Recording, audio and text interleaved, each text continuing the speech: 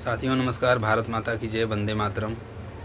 आज एक चर्चा करने का मन था कि मेरे किसी मित्र ने कहा कि समाज में, देश में, केंद्रीय स्तर पर हो या राज्य स्तर पर बहुत सारी चीज़ें ऐसी हैं जिनमें हम लोग बार बार शिकायत करते रहते हैं कि सरकार है, बहुमत की सरकार है, इनको ये करना चाहिए, उनको वो करना चाहिए, और वह होता नहीं है।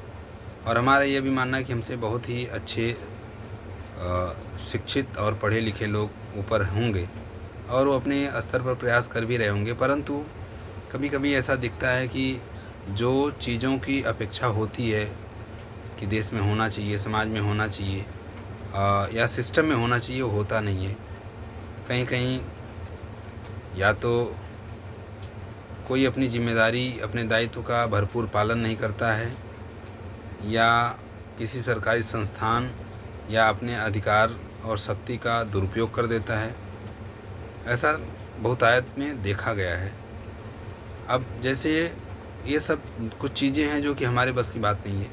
हम एक नागरिक होने के नाते हम क्या कर सकते हैं, ऐसा हमें सोचना चाहिए। अभी नागरिक होने के नाते अगर स्वच्छता को देखा जाए तो हर नागरिक को अपने परिसर में, जहाँ भी वो रहता है आसपास में, ऐसा उसको चिन्हित करना चाहिए कि गली है या सड़क है या कोई ऐसा स्थान है जहाँ बहुत गंदगी है, तो वहाँ की जो बस्ती के लोग हैं उनको आपस में एक समय और निर्धारित करना चाहिए ताकि एक साथ निकलकर वहाँ पर स्वच्छता का काम करना चाहिए। यह सरकार का पार्ट है, परंतु अगर नागरिक अगर इतने सजग हो जाएं तो सरकार को भी सहायता मिल जाती है और फिर वो सक्षम और जागरूक नागरिक कहे जाते हैं। दूसरी बात है कि जैसे हम निकलते हैं रोड पर तो देखते हैं कि बहुत ज़्यादा अगर ट्रैफिक लगा है तो इतने हॉर्न बजा देते हैं कि ऐसा लगता है कि हॉर्न बजाने से ही पूरी रोड खाली हो जाएगी।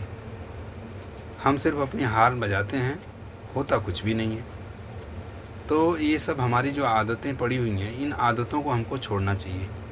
अगर ये आदतें अगर हम नहीं छोड़ते हैं तो फिर हम अपने को उस स्तर पर जो सिविक सेंस होना, नागरिक का कर्तव्य होना, वो हमको निभा नहीं रहे हैं। बस एक दूसरे के ऊपर हम आरोप मढ़ते हुए चले जा रहे हैं। सरकार का जो काम है सरकार वो करे या न करे, लेकिन हम नागरिक होने के नाते करें, हमें क्या करना चाहिए, हमें कौन सा कर्तव्य निभाना चाहिए, हमें ध्यान देना चाहिए। अगर देखते हैं कि सिग्नल लगा हुआ है, निकल नहीं सकते, तो कभी कभी क्या होता है कि 5 सेकंड, 2 सेकंड, 10 सेकंड का कोई समय नहीं देना चाहता, धैर्य नहीं रखता है, और होता क्या है कि सिग्नल को तोड़कर या कहीं से कोई अवसर देखकर साइड से निकल जाते हैं। अब इसमें दोनों तरफ को ध्यान रखना है कि अगर कोई गाड़ी आके लड़ जाती है, एक्सीडेंट हो जाता है, तो बहुत बड़ा नुकसान। तो नागरिक होने के नाते हमें सिग्नल का पूरा पालन करना चाहिए। सिग्नल का अगर हम पालन करते हैं तो जिस प्रकार से एक्सीडेंट होते हैं उसकी संख्या कम की जा सकती है। तो ये नागरिक का कर्तव्य है, नागरिक इसको ध्यान देना चाहिए। नागरिक इसमें ध्यान नहीं देगा तो सरकार एक नियम बनाती है और जो नियम तोड़ते हैं उनके लिए एक दंड की व्यवस्था करती है, परंतु उसकी शक्तियाँ सीमित हैं। और हर नागरिक यदि जागरूक स्थिति में हो तो पूरा देश इन सब मामलों में जल्दी से उबर सकता है और बहुत तरक्की कर सकता है। आप देखते होंगे भारतवर्ष में अलग अलग प्रांतों में भाषा को लेकर, जातीय के गौरव को लेकर चर्चाएं होती रहती हैं। किसी प्रकार का व्यंग्य कोई किसी पर बोल देता है, चाहे जाति को लेकर बोल देगा या भाषा को लेकर बोल देता है, कभी कभी कल्चर को लेकर बोल देता है, कभी उसके काम को लेकर कोई बोल देता है। तो इससे समाज में समरसता नहीं बन सकती, और जब तक समाज में समरसता नहीं बनेगी तब तक देश के किसी विशेष मुद्दे पर सबको सोचना पड़ेगा तो नहीं सोच पाएंगे, अपने अपने हित की बात करेंगे। 4 लोगों के बीच में अगर अलग अलग जाति के लोग आ गए, अलग अलग भाषा के लोग आ गए, अलग अलग प्रांत के लोग आ गए, तो सबको समान रूप से देखना चाहिए। सबका स्वयं में एक संप्रभु व्यक्तित्व है। कोई अपने बुद्धि में, ज्ञान में, कला में, कौशल में कम ज़्यादा हो सकता है, परंतु उसको किसी प्रकार से इंगित करके, उसको व्यंग्य कस के किसी प्रकार से उसको अपमानित करना अच्छा नहीं रहता है। फिर वह आपसे जुड़ नहीं पाएगा, और नहीं जुड़ पाएगा तो फिर किसी भी बात में वह आपसे दूर होगा, और आप उसको कुछ ऐसे व्यंग्य करेंगे जो उसको अच्छा नहीं लगेगा तो वो भी व्यंग्य करेगा, और इस प्रकार से एक दूसरे के व्यंग्य से ही एक वाद विवाद उत्पन्न हो जाता है। ऐसा हमने बहुत जगह देखा है। जातीय को लेकर, भाषा को लेकर, प्रांत को लेकर बहुत सारे व्यंग्य कर दिए जाते हैं बिना सोचे समझे। यह सब उचित नहीं है। और जब तक भारत के नागरिक अपना कर्तव्य नहीं समझेंगे कि ऐसा मुझे नहीं करना है, जहाँ जो करना है, जहाँ जो नहीं करना है, उसका महत्व तो नहीं समझेंगे, तो देश तरक्की की गति पर नहीं जा सकता। क्योंकि यह बहुत बड़ी चीज़ है। नागरिक कर्तव्य होना बहुत बड़ी चीज़ है, और नागरिक अगर अपने कर्तव्य का पालन अच्छे से करे तो जो पुलिस में हो, जो शासन की कोई व्यवस्था में हो, सब लोग एक नागरिक ही तो हैं। और जो उनको दायित्व मिला है, अगर अपने दायित्व का ईमानदारी से पालन करते हैं तो निश्चित रूप से देश को आगे ले जाने में अपना योगदान दे रहे हैं।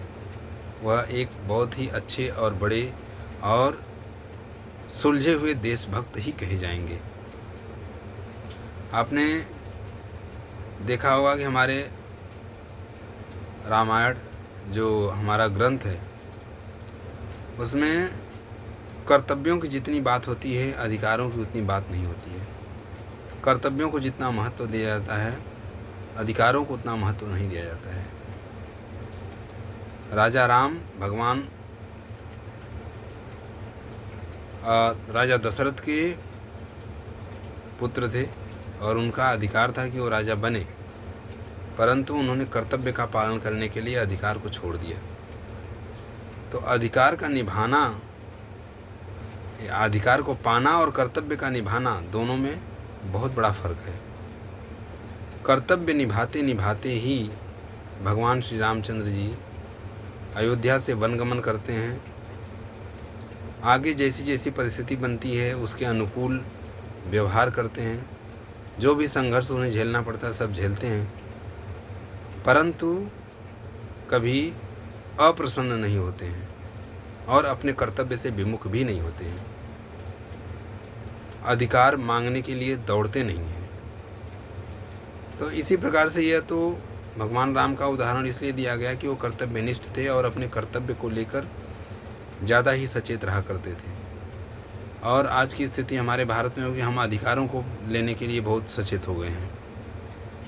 अधिकार हमें मिलना चाहिए, लेकिन हमें कर्तव्य न करना पड़े।